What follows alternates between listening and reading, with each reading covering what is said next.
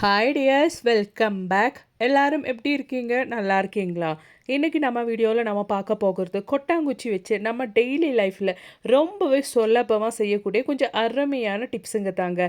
எல்லோருமே வீடியோ கொஞ்சம் ஃபுல்லாக ஸ்கிப் பண்ணாமல் பாருங்கள். வீடியோ பிடிச்சிருந்தா உங்கள் ஃப்ரெண்ட்ஸ் அண்ட் ஃபேமிலி கூட ஷேர் பண்ணி சப்போர்ட் பண்ணுங்கள் ஃப்ரெண்ட்ஸ். இதுக்கு மேலே யாருமே கொட்டாங்குச்சி தூக்கி போட மாட்டீங்க. அவ்வளோ நிறைய யூசஸ் இந்த ஒரு கொட்டாங்குச்சியில் இருக்குங்க. அப்போ நமக்கு டைம் வேஸ்ட் பண்ணாமல் நேராக வீடியோக்குள்ளே போயிடலாம். அப்போ நமக்கு நம்மளோடது முதல் டிப் ஒன்று பார்த்துடலாங்க. அதுக்காக வேண்டிட்டு இந்த மாதிரி நம்ம நான்வெஜ் எல்லாம் குக் பண்ணுற டைமில் ஒரு பீஸு கொட்டாங்குச்சி இருந்தால் போதுங்க. அந்த கொட்டாங்குச்சி நம்ம நான்வெஜ் குக் பண்ணுற டைமில் போட்டு விட்டோம்னா சீக்கிரமாகவே குக்காய் கிடைக்கும். அதனாலேயே மாதந்தோறும் நல்ல ஒரு அமௌண்ட் ஆஃப் கேஸை நம்ம சேவ் பண்ணுறதுக்கும் முடியுங்க. கண்டிப்பாக இதுக்கு மேலே நீங்கள் நான்வெஜ் எல்லாம் குக் பண்ணுற டைமில் இந்த மாதிரி ஒரு பீஸ் ஆஃப் கொட்டாங்குச்சி யூஸ் பண்ணிவிட்டு குக் பண்ணி பாருங்கள். உங்களுக்கே அந்த வித்தியாசம் புரியும். அப்போ நீ நமக்கு நம்மளோடது அடுத்த டிப் ஒன்று பார்த்துடலாங்க. அதுக்காக வேண்டிட்டு நல்லா க்ளீன் பண்ண நல்ல ஃப்ரெஷ்ஷான கொட்டாங்குச்சி தாங்க நமக்கு தேவைப்படுது. ஃப்ரெஷ்ஷான கொட்டாங்குச்சி நான் இந்த மாதிரி எடுத்திருக்கேன். கொஞ்சம் தேங்காயெல்லாம் அதில் இருந்தால் கூட பரவாயில்லை. நல்லா க்ளீன் பண்ணதுக்கு அப்புறமேட்டு நல்லா காய வச்சுக்கோங்க. அதுக்கப்புறமேட்டு கொஞ்சம் ஆயில் அந்த கொட்டாங்குச்சிக்குள்ளே இந்த மாதிரி ஊற்றிட்டு நல்லா ஒன்று தேய்ச்சி விட்டுக்கோங்க. அந்த ஆயில் கொட்டாங்குச்சியில் எல்லா இடத்துலையும் ஸ்ப்ரெட் ஆகிற அளவுக்கு நீங்கள் தேய்ச்சி விட்டுக்கோங்க. இதுக்கப்புறமேட்டு காலையில் பிரேக்ஃபாஸ்ட்டுக்காக தான் இந்த ஒரு கொட்டாங்குச்சி நம்ம பயன்படுத்த போகிறோம். இந்த ஒரு கொட்டாங்குச்சி வச்சு நம்ம என்ன பிரேக்ஃபாஸ்ட் பண்ண போகிறோம் அப்படின்றது கூட பார்த்துடலாம். சாதாரணமாக நம்ம இடியப்பெல்லாம் பிழியும் போது நேராக நம்ம இட்லி பாத்திரத்தில் போட்டு தான் பிழியும். அப்படி இல்லைனா வாழை இலையில் போட்டு பிழிஞ்சு அப்படியே ஸ்டீம் பண்ணி எடுப்போம். அப்படி இல்லாமல் இந்த மாதிரி நீங்கள் கொட்டாங்குச்சியில் போட்டு ஸ்டீம் பண்ணி எடுத்துட்டிங்கன்னா ரொம்பவே ஹெல்த்துக்கு நல்லதுங்க. இந்த ஒரு கொட்டாங்குச்சியில் அவ்வளோ ஹெல்த் பெனிஃபிட்ஸ் இருக்குது. அதுவும் காலையில் அது மாதிரியே டின்னருக்கெல்லாம் நம்ம கொட்டாங்குச்சியில் இந்த மாதிரிலாம் பிரேக்ஃபாஸ்ட்டு டின்னரெல்லாம் செஞ்சு சாப்பிட்டோன்னா நம்ம உடம்புக்கும் அவ்வளோ நல்லதுங்க. இப்போ நான் இடியாப்பம் தான் கொட்டாங்குச்சியில் செய்கிறேங்க.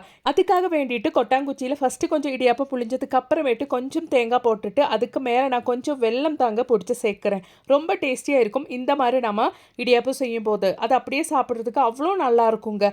அதுக்கு மேலே இந்த மாதிரி கொஞ்சம் கூட நம்ம இடியாப்பம் புழிஞ்சு சேர்த்துக்கலாம்.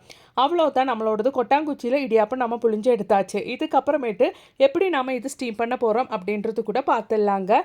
நம்ம ரெடி பண்ண அந்த ஒரு இடியாப்பம் கொட்டாங்குச்சியோட இந்த மாதிரி நீங்கள் இட்லி பாத்திரத்தில் வச்சு கொடுத்தா போதுங்க. நல்ல ஈஸியாக நமக்கு ஸ்டீமாகி வந்துடும். நல்ல டேஸ்ட்டு இருக்குங்க. அவ்வளோ நல்லா ஈஸியாக நமக்கு அது வெந்தும் கிடைக்கும். கண்டிப்பாக இதுக்கு மேலே நீங்கள் இடியாப்பம் செய்யும்போது இந்த மாதிரி கொட்டாங்குச்சியில் ட்ரை பண்ணி பாருங்கள். உங்களுக்கே அந்த ஒரு வித்தியாசம் புரியும். பாருங்க, கொட்டாங்குச்சியில் செஞ்ச இடியாப்பம் நல்லா பர்ஃபெக்டாக நமக்கு செய்ய முடிஞ்சிச்சு. கண்டிப்பாக இதுக்கு மேலே நீங்கள் இடியாப்பம் செய்யும்போது உங்கள் குழந்தைங்களுக்கும் வீட்டில் இருக்கிறவங்களுக்கெல்லாம் இந்த மாதிரி கொட்டாங்குச்சியில் செஞ்சு கொடுத்து பாருங்கள். அவங்களுக்கும் ரொம்ப பிடிக்கும். கண்டிப்பாக உங்கள் ஃப்ரெண்ட்ஸ் அண்ட் ஃபேமிலி கூட ஷேர் பண்ணி சப்போர்ட் பண்ணுங்கள் ஃப்ரெண்ட்ஸ். பிடிச்சிருந்தா மறக்காமல் ஒன்று லைக் கூட பண்ணுங்கள். அப்போ நீ நமக்கு நம்மளோட அடுத்த டிப் ஒன்று பார்த்துடலாம். நம்ம வீட்டில் இந்த மாதிரி கோகனட் ஆயிலெல்லாம் நம்ம ஸ்டோர் பண்ணி வைக்கிற டைமில் அது ஈஸியாக கெட்டு போகிறதுக்கு சான்சஸ் இருக்குது. கோகனட் ஆயில் சாதாரணமாக நம்ம நிறைய யூஸ் பண்ண மாட்டோம். ஆனால் இந்த மாதிரி நம்ம எடுத்து வைக்கிற கோகனட் ஆயிலில் ஒரு பீஸ் ஆஃப் கொட்டாங்குச்சி போட்டுட்டிங்கன்னா எவ்வளோ நாள் நீங்கள் எடுத்து வச்சாலும் அது கெட்டு போகாது. அப்போ நீ நமக்கு நம்மளோடது கொட்டாங்குச்சி யூஸ் பண்ணிட்டு இருக்கிற அடுத்த டிப் ஒன்று பார்த்துடலாம். அதுக்காக வேண்டிட்டு இந்த மாதிரி ஒரு குட்டி ஹோல்ஸ் இருக்கிற கொட்டாங்குச்சி தான் நான் எடுத்துருக்கிறேன். அதுக்குள்ளே கொஞ்சம் கோகனட் நான் இந்த மாதிரி கிரேட் பண்ணி போட்டுட்டேங்க. இதுக்கப்புறமேட்டு ராகி மாவு தான் நான் இந்த மாதிரி மிக்ஸ் பண்ணி வச்சுருக்கேன். நான் இந்த கொட்டாங்குச்சியில் ராகி புட்டு தாங்க செய்கிறேன். இந்த மாதிரி நீங்கள் நல்லா ப்ரெஸ் பண்ணி ராகி புட்டோட மாவு நீங்கள் வச்சு கொடுத்துக்கோங்க. அதுக்கப்புறமேட்டு இந்த ஒரு கொட்டாங்குச்சியில் தான் நம்ம இந்த ஒரு புட்டு செய்கிறோம். ரொம்பவே டேஸ்டியாக இருக்குங்க. அது மட்டுமே இல்லாமல் ரொம்பவே ஹெல்த்தியாக இருக்கும். இந்த மாதிரி அதுக்கு மேலே கொஞ்சம் கோகனட் கூட போட்டதுக்கு அப்புறமேட்டு மறுபடியும் நம்ம மாவு இந்த மாதிரி போட்டு நல்லா ப்ரெஸ் பண்ணி கொடுத்துடலாம். அதுக்கப்புறமேட்டு நம்ம ஸ்டீம் பண்ணி எடுத்துடலாங்க. ரொம்பவே டேஸ்டியாக இருக்கும். நம்ம இந்த மாதிரி கொட்டாங்குச்சியில் புட்டு செஞ்சு சாப்பிடும்போது சாதாரணமாக நம்ம புட்டு குழலில் தான் நம்ம புட்டெல்லாம் செஞ்சு சாப்பிடுவோம். இந்த மாதிரி செஞ்சு சாப்பிட்டிங்கன்னா உடம்புக்கும் அவ்வளோ நல்லதுங்க. அவ்வளோதான், நம்மளோடது புட்டெல்லாம் நல்லா ஃபில் பண்ணியாச்சு. அதுக்கப்புறமேட்டு நம்மளோடது புட்டு நம்ம இந்த மாதிரி இட்லி தட்டில் போட்டு நல்லா வேக வச்சு எடுத்துடலாங்க. ரொம்பவே சீக்கிரமாக நமக்கு வெந்து கிடைக்கும். அது மட்டுமே இல்லாமல் நல்ல டேஸ்ட்டாக இருக்குங்க. குழந்தைங்களுக்கு இந்த மாதிரியெல்லாம் நம்ம செஞ்சு கொடுக்கும்போது அவங்களுக்கும் ரொம்ப பிடிச்சி போயிடும். அது மட்டுமே இல்லாமல் ஹெல்த்துக்கும் அவ்வளோ நல்லதுங்க. அவ்வளோதான், பாருங்கள், நல்லா ஒட்டாமல் பர்ஃபெக்டாக நம்மளோட புட்டு இங்கே ரெடி ஆயிருச்சு. கண்டிப்பாக நீங்கள் இந்த ஒரு ரெசிபி கூட கொட்டாங்குச்சியில் ட்ரை பண்ணி பாருங்கள் ஃப்ரெண்ட்ஸ். ரொம்பவே டேஸ்டியாக இருக்கும். சாதாரணமாக நீங்கள் புட்டு செஞ்சு சாப்பிட்றத விட இந்த கொட்டாங்குச்சியில் செஞ்ச இந்த ஒரு புட்டு அவ்வளோ நல்ல டேஸ்டியாக இருக்குங்க. கண்டிப்பாக ட்ரை பண்ணுங்கள். பிடிச்சிருந்தா மறக்காமல் இன்னும் லைக் கூட பண்ணி சப்போர்ட் பண்ணுங்கள் ஃப்ரெண்ட்ஸ். அப்போ இனி நமக்கு நம்மளோடது அடுத்த டிப் ஒன்று பார்த்துடலாம். அதுக்காக வேண்டிட்டு நல்லா கனமாக இருக்கிற கட்டியாக இருக்கிற ஒரு கொட்டாங்குச்சி நீங்கள் எடுத்துக்கோங்க. அதுக்கப்புறமேட்டு நம்ம தேங்காவோட குடுமி தான் நமக்கு தேவைப்படுது. இந்த குடுமி நம்ம இந்த மாதிரி வச்சு கொடுத்துடலாம். அதுக்கப்புறமேட்டு இந்த குடுமிக்கு மேலே நான் பூண்டு தோல் தாங்க வச்சு கொடுக்க போகிறேன். பூண்டு தோலை நம்ம தேவையான அளவுக்கு இந்த மாதிரி கொஞ்சம் எடுத்துக்கலாம். தேவைப்படும் போது பூண்டு தோல் ஜாஸ்தியாக இருந்தால் அதில் நம்ம போட்டு கொடுத்துடலாம். இப்போ இந்த ஒரு அளவுக்கு சேர்த்துலாம் போதும். பூண்டு தூள் போட்டதுக்கு அப்புறமேட்டு கொஞ்சம் பெருங்காயத்தூள் போட்டுக்கோங்க. பெருங்காயத்தூள் ஒரு 1/4 டீஸ்பூன் அளவுக்கு நீங்கள் அந்த பூண்டு தூளுக்கு மேலே கொட்டி விட்டுக்கோங்க. இதுக்கப்புறமேட்டு நமக்கு தேவையானது நாஃப்தலின் பவுல் தாங்க. நாஃப்தலின் பவுல் இந்த மாதிரி அதுக்கு மேலே நீங்கள் ஒன்று பொடிச்சு சேர்த்துக்கலாம். அப்படி இல்லைன்னா அப்படியே நீங்கள் போட்டுக்கலாம். ஏன்னா அந்த ஒரு தேங்காயோட குடுமி எரிஞ்சு வரும்போது அந்த ஒரு நாஃப்தலின் பவுலும் சேர்ந்து எரியும். அப்போ அது கூட வர அந்த ஒரு ஸ்மெல்லுனாலே நம்ம வீட்டில் பொடிங்க தொல்லை, கொசு தொல்லை, ஈங்க தொல்லை எல்லாம் இருந்தால் அதுக்கப்புறமேட்டு அதெல்லாம் இருக்கவே இருக்காதுங்க. இப்போ மழை காலன்றதுனாலே நிறைய கொசு எல்லாம் வீட்டில் அந்த ஒரு சாயந்தர டைமில் வரும். அது மட்டுமே இல்லாமல் ஃப்ரூட் சீசன்றதுனாலே நிறைய கொசுங்க, ஈங்க எல்லாம் நம்ம வீட்டில் இருக்கும்.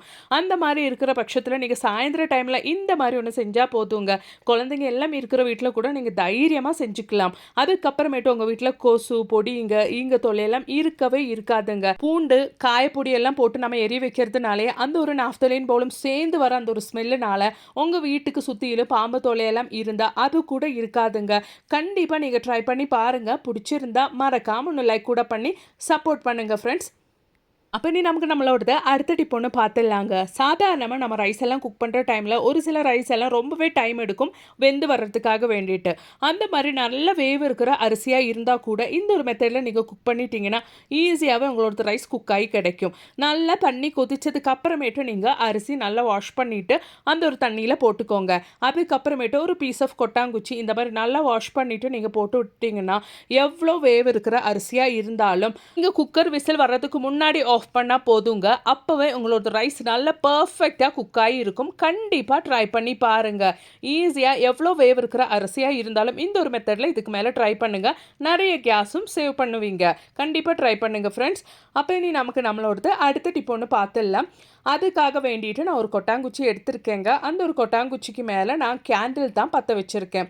இப்போ மழை காலம் அப்படின்றதுனாலே அடிக்கடி கரண்ட் போகும். அந்த டைமில் நாம் இந்த மாதிரி மெழுகுதிரி யூஸ் பண்ணுவோம். மெழுகுதிரி இந்த மாதிரி நம்ம பற்ற வைக்கிறது கொட்டாங்குச்சிக்கு மேலே வச்சுட்டோன்னா அந்த ஒரு மெழுகுதிரி உருகி வர அந்த ஒரு மெழுகு நமக்கு கரெக்டாக அந்த ஒரு கொட்டாங்குச்சியில் விழுந்துடும். அதனாலே நமக்கு அந்த ஒரு மெழுகுதிரி பற்ற வைக்கிற டைமில் அந்த மெழுகுதிரி நம்ம யூஸ் பண்ணதுக்கு அப்புறமேட்டு அந்த இடம் க்ளீன் பண்ணுற அந்த ஒரு வேலை நமக்கு இருக்காது. கண்டிப்பாக இதுக்கு மேலே நீங்கள் இந்த ஒரு மெத்தடில் ட்ரை பண்ணி பாருங்கள். இப்படி நீங்கள் பற்ற வைக்கிறதுனால அந்த ஒரு கொட்டாங்குச்சி எரியும் அப்படின்ற ஒரு பயம்லாம் உங்களுக்கு வேணாம். கண்டிப்பாக ட்ரை பண்ணி பாருங்கள் ஃப்ரெண்ட்ஸ். அப்போ நீ அது போலவே நம்ம வீட்டில் இருக்கிற கொட்டாங்குச்சி எல்லாம் நல்லபடியாக வாஷ் பண்ணி க்ளீன் பண்ணி அந்த கொட்டாங்குச்சிக்கு மேலே இருக்கிற நாரெல்லாம் நம்ம க்ளீன் பண்ணதுக்கு அப்புறமேட்டு நம்ம வீட்டில் இந்த மாதிரி அரிசி பாத்திரம் நம்ம பொடிச்சு வைக்கிற மாவு பாத்திரத்தில் எல்லாம் நம்ம போட்டு வச்சுட்டோன்னா நம்ம அரிசி அளந்து எடுக்கிறதுக்கும் மாவு அளந்து எடுக்கிறதுக்கும் எல்லாம் நம்ம பயன்படுத்திக்கலாம். அது மட்டுமே இல்லைங்க, நம்ம இந்த மாதிரி அரிசி பாத்திரத்துலேயும் மாவு பாத்திரத்துல எல்லாம் நம்ம கொட்டாங்குச்சி இந்த மாதிரி க்ளீன் பண்ணி போட்டு வைக்கிறதுனால வண்டு தொல்லையெல்லாம் நமக்கு இருக்கவே இருக்காது. புழு பூச்சி வண்டெல்லாம் நம்மளோட அரிசியில் வருஷக்கணக்கில் நம்ம அரிசி ஸ்டோர் பண்ணி வச்சா கூட நமக்கு சேராதுங்க. கண்டிப்பாக இதுக்கு மேலே கொட்டாங்குச்சி இந்த மாதிரி பர்பஸுக்கெல்லாம் கூட பயன்படுத்தி பாருங்கள் ஃப்ரெண்ட்ஸ். இந்த ஒரு வீடியோ உங்களுக்கு மிகவும் பயனுள்ளதாக இருந்திருக்கும் நினைக்கிறேன். வீடியோ பிடிச்சிருந்தா மறக்காமல் உங்கள் ஃப்ரெண்ட்ஸ் அண்ட் ஃபேமிலி கூட ஷேர் பண்ணுங்கள். அது மாதிரி மறக்காமல் லைக் கூட பண்ணி சப்போர்ட் பண்ணுங்கள் ஃப்ரெண்ட்ஸ். தேங்க்ஸ் ஃபார் வாட்சிங்.